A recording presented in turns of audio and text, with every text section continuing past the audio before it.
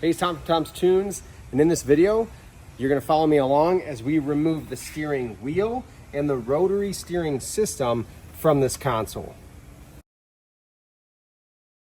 This is a really common steering system on a pontoon boat. You're typically going to see the rotary system, rotary helm of some sort. There's a couple different renditions depending how old your boat is. This is off a 1999 Tahoe, so it gives you some reference there. This is what most of these are going to look like. Let's go ahead and just peek inside and show you what it actually looks like. And we're going to be taking apart behind the steering wheel. This is a good console to do that with because it's wide open underneath here. So this is that rotary system. Basically, when I turn the wheel, there's a drive shaft here that's going to turn some gears in here, and that's what's going to push and pull the steering cable. Speaking of the steering cable, let's look at what that looks like really quick. The part that inserts in here. We've got other videos that show you how to remove it. In a nutshell, I'm going to take this key, if it's still there. If not, you'll need something small to push this little detent. It's a spring-loaded detent. This is the quick release style. I'm going to push in, turn the wheel all the way until that cable pops out. If it doesn't pop out, turn it all the way the other way, and you'll be good to go. Then that cable will pull out and we're left with just this mechanism. I put the clip here just so I don't lose it.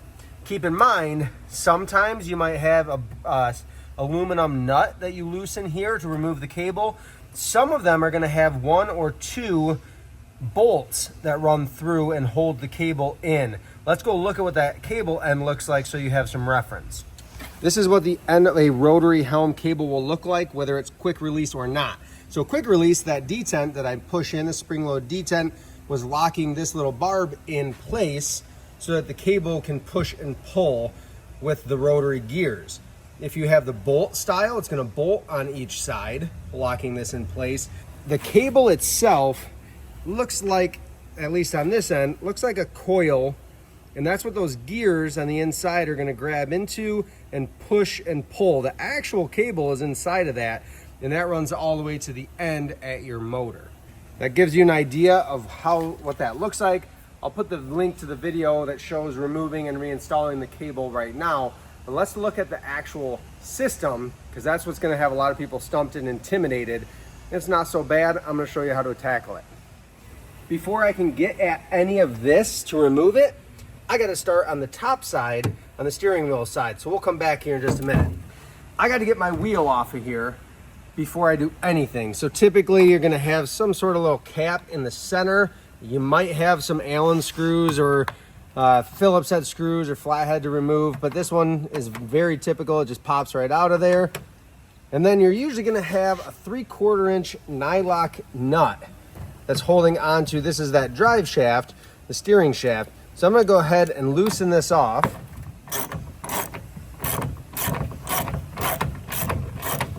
And normally that steering wheel is not just going to pull right off. What it is you'll see in a second here on the drive shaft, the steering shaft, there's a little key.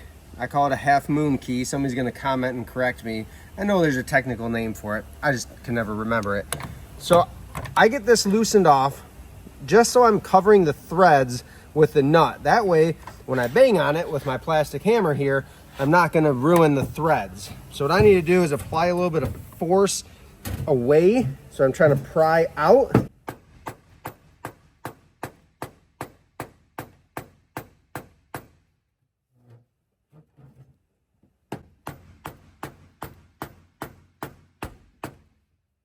Now if you could see it there, I spun it and applied force in another direction. Now it's loose, so I can continue taking that nut all the way off.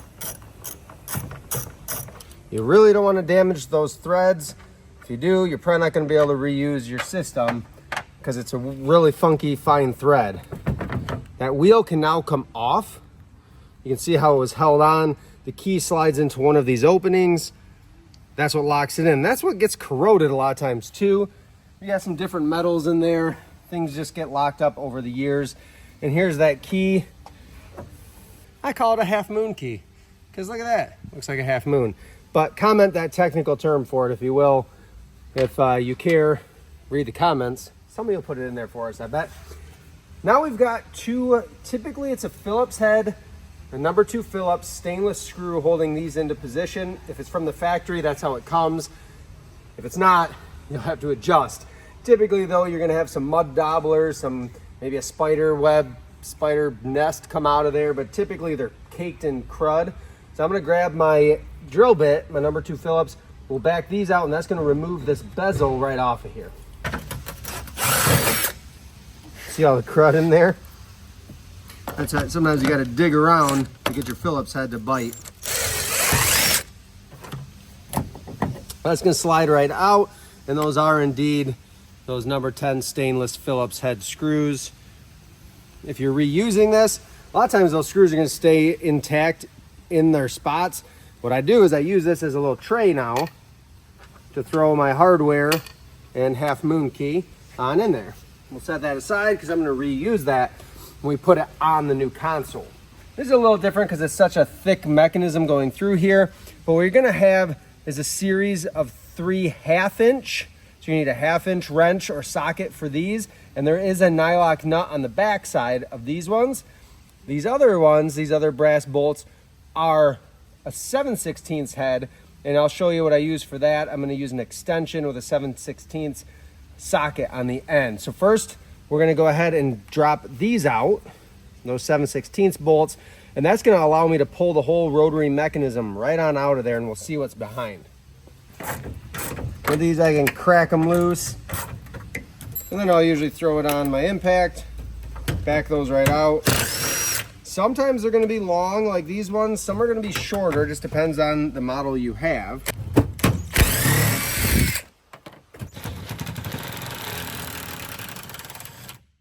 And I loosen that last one. That whole rotary helm is gonna fall out of there. Of course, I want to show you guys how to do this. Well, you're gonna see in a second here, when I remove these 3, this boat manufacturer made their own plate to go behind for support and a piece of plywood. Most of them are gonna look a little different. Let me grab that part and I'll show you what you're gonna be seeing these 3 bolts go through and these 3 bolts holding in.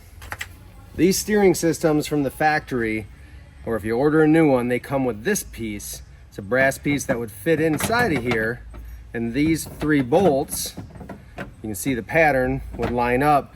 Usually it's going to be mounted here or here, and your rotary helm is going to be slid through, and you'll see those bolts will line up. This is what you're normally going to see in there. This is what you're normally going to be removing with everything. And this was a spare. I'm going to save this because I'm going to use this to attach it to the new console. So I've got those 3 7/16 bolts, or they're 1/4 inch, 1/4 thread. I've got those pulled out. And again, this is normally gonna still be inside of here. So what I'm gonna do is pull these 3 bolts to remove this so I can get everything put back together and set aside. This is a 1/2-inch socket. And on this one, you're gonna need a wrench on the back side to hold the nut.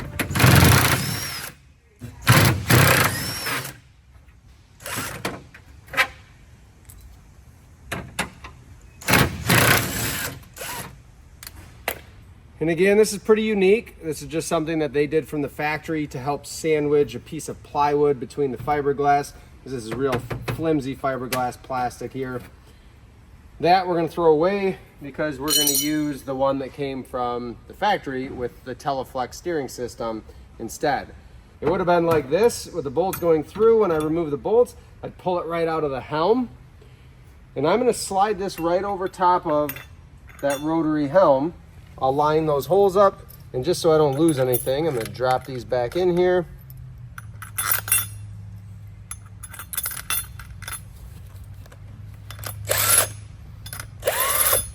Just loosely run them in so it can't fall apart. And then typically this is gonna go bolt through, then washer, and then nylock nut. So I'm just gonna piece this back together.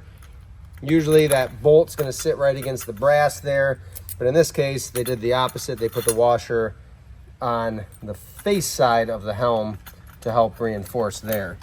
I'm not saying that you're not gonna come across something like this where someone made their own plate or a boat manufacturer had its own system for putting this in, but most of them are going to have this brass piece. I would say 99%, but maybe it's a good thing that you saw something a little out of the norm, because you might relate to that. You can buy a bezel kit that has this piece and the cover plate and that side of it. So you could go buy that aftermarket. I think they're only $20 or $30. I think you can even get them on Amazon. But the whole system is quite a bit more expensive. I think over $100 to get the whole rotary helm, plate, and everything. This piece coming off here is just a tube to cover and hide, conceal your end of the steering cable that we showed you earlier, so grease isn't getting everywhere, and so that cable, as it moves, it's not catching wires under the helm. That is pulled apart. We've got our parts and pieces here ready to go back on the new helm that we're installing. Our job here is done. Thank you for watching. Hopefully this is helpful in helping you tackle your console project, whether you're redoing your whole boat or just getting a new console, freshening things up.